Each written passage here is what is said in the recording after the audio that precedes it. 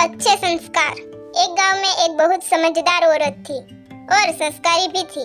एक बार वह अपने बेटे के साथ बाजार जा रही थी। तभी एक पागल औरत उन दोनों के सामने आ गई और उस लड़के की माँ को बहुत बुरा भला कहने लगी। इस पागल औरत ने लड़के की माँ को बहुत सारे अपशब्द कहे, लेकिन फिर भी उस औरत की बातों का लड़के की माँ पर कोई असर नहीं हुआ और वह वहाँ से आगे बढ़ गई। जब उस पागल औरत ने देखा कि इस औरत पर तो उसकी बातों का कोई असर ही नहीं हो रहा है, तो वह और भी गुस्से में आ गई और उसने सोचा कि मैं और ज्यादा बुरा बोलती हूँ। अब वो पागल औरत उस लड़के की माँ और परिवार के लिए भला बुरा कहने लगी।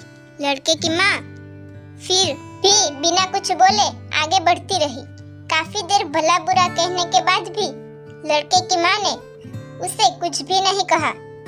फिर पागल औरत थक कर लड़के की माँ के सामने से हट गई और चली गई। उस औरत के जाते ही बेटे ने अपनी माँ से पूछा कि माँ, उस औरत ने आपको इतना बुरा भला कहा और घर के अन्य लोगों को भी बुरी बातें कही। आपने उस औरत की बातों का कोई जवाब क्यों नहीं दिया? वो औरत जो मन में आया बोलती रही।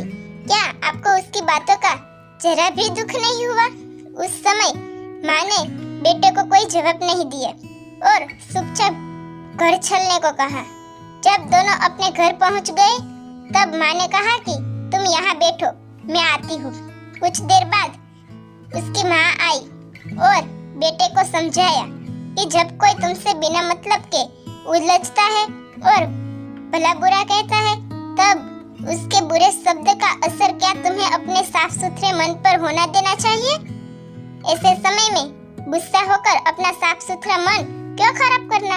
इस कहानी में बेटे की माँ ने उसके बेटे को संस्कार दिए हैं कि जब कोई आपसे बिना मतलब के झगड़ता है, तो आपको उसकी बातों में ध्यान नहीं देना चाहिए।